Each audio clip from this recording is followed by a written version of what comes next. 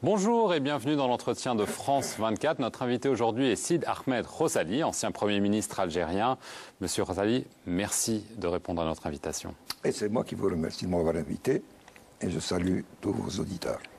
Merci. Alors on va commencer par parler de l'Iran. Vous êtes à Paris pour participer à une réunion de l'organisation des Moudjahidines du peuple, qui s'oppose clairement au régime en place en Iran. Expliquez-nous d'abord votre motivation. Ma motivation, c'est que on le sent pas assez à travers la manière dont on pose la problématique iranienne dans le monde, mais c'est dans la sphère arabo-musulmane, finalement, la seule organisation qui existe, qui est ancienne, et qui est capable de résister à un pouvoir autoritaire qui est en place.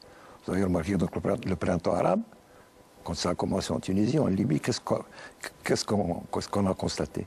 Que la difficulté principale, c'est qu'il n'y avait pas. Il n'y avait aucune force organisée capable de canaliser la rue et de participer à la solution des problèmes. Alors que l'Iran, dont on parle moi, c'est la seule force c'est le seul pays où il y a des forces démocratiques très expérimentées, qui ont 50 ans d'âge et qui sont capables à elles seules de mettre par terre le régime iranien, dont je rappelle qu'il est l'une des dictatures religieuses les plus cruelles du monde contemporain. Ceci malgré la réputation parfois controversée de cette organisation. Vous êtes convaincu que c'est une organisation d'une part démocratique et deux qui a une véritable légitimité pour s'opposer au régime iranien. Elle est controversée et je suis bien placé pour connaître, puisque moi-même, avant de connaître cette organisation, il y a 15-20 ans, j'étais aussi sous l'emprise de cette image qui date de l'époque du Shah, stéréotypée, et qui ne correspond absolument pas à la réalité.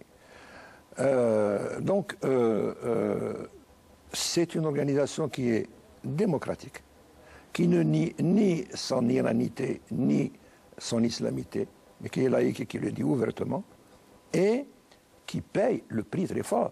On ne parle pas assez, par exemple, des 120 000 opposants qui ont été exécutés depuis Khomeini jusqu'à maintenant, dans l'Iran. L'Iran est le pays et le régime, paradoxalement, c'est un régime musulman qui tue le plus de musulmans.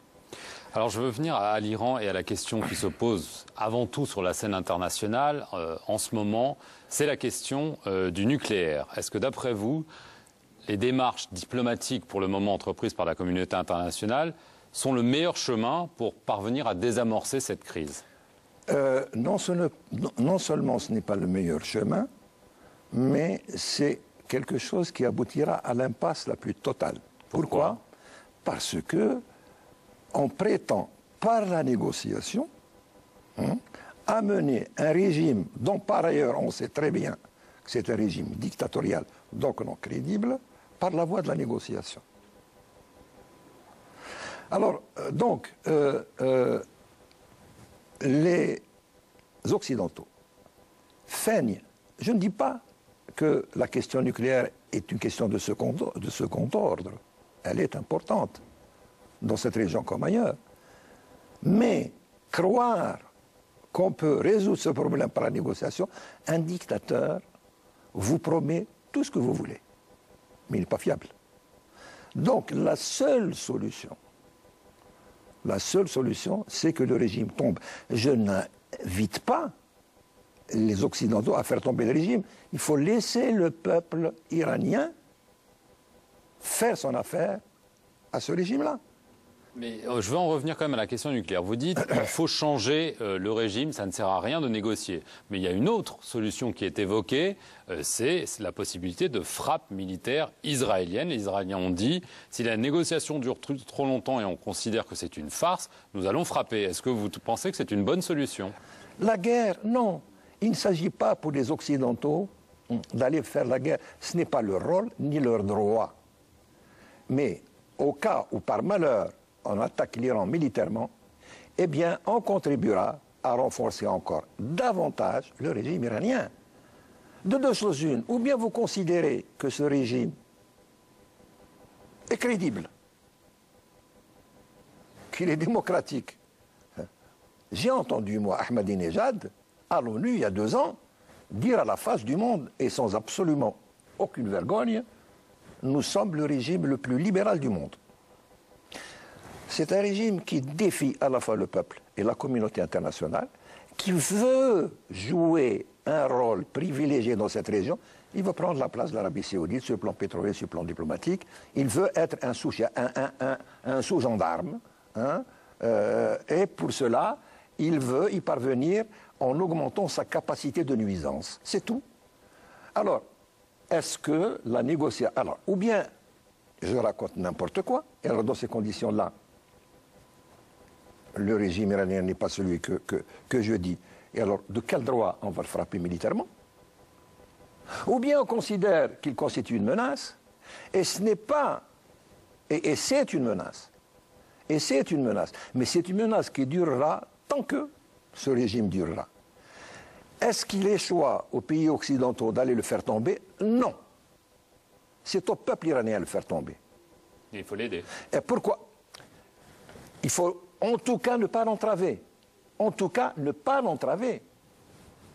D'accord, je veux... Donc, et d'ailleurs, si vous interrogez les responsables ou les militants de cette organisation, regardez comme est-ce que vous connaissez beaucoup d'organisations capables, en pays étrangers, en exil, de réunir des manifestations de plusieurs dizaines de milliers de personnes?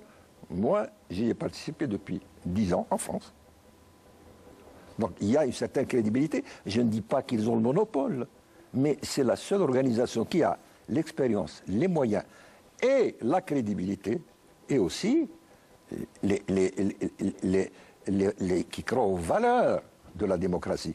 La première chose que fera un gouvernement démocratique, réellement démocratique, installé en Iran, c'est de mettre une croix sur tout programme nucléaire militaire. Pourquoi? Parce qu'il y a tellement de priorités. Le peuple iranien souffre énormément. Il y a tellement de priorités que la première chose qui tombera, c'est ça. Je veux en venir rapidement, parce qu'on n'a plus beaucoup de temps, à votre pays, l'Algérie. Comment est-ce que vous jugez la situation politique en Algérie? Bon, écoutez, c'est un enchaînement qui, j'espère, ne vous fait pas croire que nous sommes dans quelque chose de comparable à ce qui se passe en Iran. Non, non. L'Algérie n'exécute pas à bout de bras. C'est un pouvoir autoritaire. C'est un pouvoir très autoritaire qui éprouve beaucoup de difficultés à passer à l'état de droit. Il y a eu des élections récemment? Ce n'est pas des élections, je les ai dénoncées, et ce n'est pas un procès d'intention. C'est une mascarade. C'est un jeu, c'est une mascarade. Disons que c'est une fuite en avant, c'est-à-dire quand on ne sait pas quoi faire. C'est la 9e élection en 13 ans, toutes élections confondues, 3 présidentielles, 3 législatives et 3 communales, etc. Moi, je suis un témoin vivant, je ne sais pas, j'ai été interdit de candidature. Moi et mon parti. Et vers quoi est-ce qu'on se dirige? Malheureusement, nous nous dirigeons parce que le problème est simple. Le problème n'est pas une question de personne. Le problème est une question, est-ce que notre système est mauvais ou il est bon? Faisons un diagnostic de la situation en Algérie. Est-ce que cette situation est satisfaisante ou pas? Elle n'est pas satisfaisante de l'avis de tous, à commencer par les gens qui sont au pouvoir. Si elle n'est pas satisfaisante, c'est qu'il y a un responsable. Ce responsable, c'est le régime qui est mauvais. Le régime est mauvais. Et un régime qui est mauvais, il faut le changer. Il faut dépasser. On veut nous enfermer en Algérie dans des histoires de personnes qui sera président, etc. Mais ça, ce sont des manœuvres de diversion de la part d'un régime et d'un pouvoir politique qui, peut-être sincèrement, mais en tout cas se trompe sur 3 points essentiels. On ne peut pas gouverner une société en donnant des ordres. Ça n'existe pas. On ne peut gouverner une société qu'avec la participation de cette société. Deuxièmement, on ne peut pas diriger un pays sans respecter les lois qu'on fait soi-même, qu'elles soient bonnes ou mauvaises. Le régime ne respecte pas les lois. Je dirige un parti qui est approuvé par la loi depuis 13 ans et qui est empêché, vous ne pourrez pas me croire, puisque vous, ça vous dépasse l'esprit, quelque chose qui est approuvé par la loi et qui est empêché par le gouvernement, ça n'existe pas. Eh bien en Algérie, ça existe. Et la troisième chose, rapidement. Et la troisième chose, c'est la responsabilité.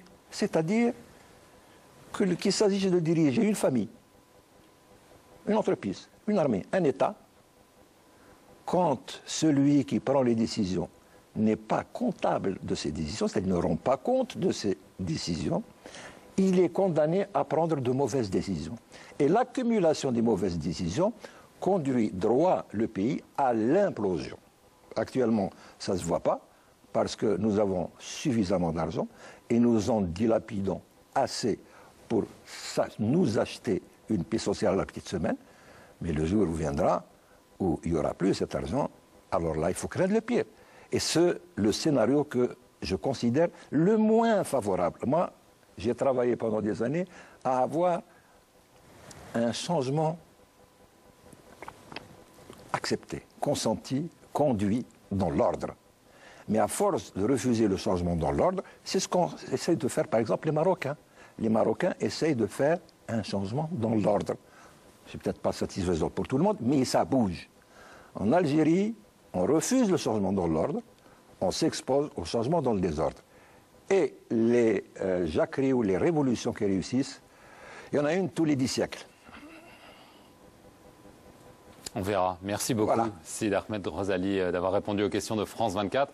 Merci à vous d'avoir suivi cet entretien. Restez sur notre antenne pour plus d'informations.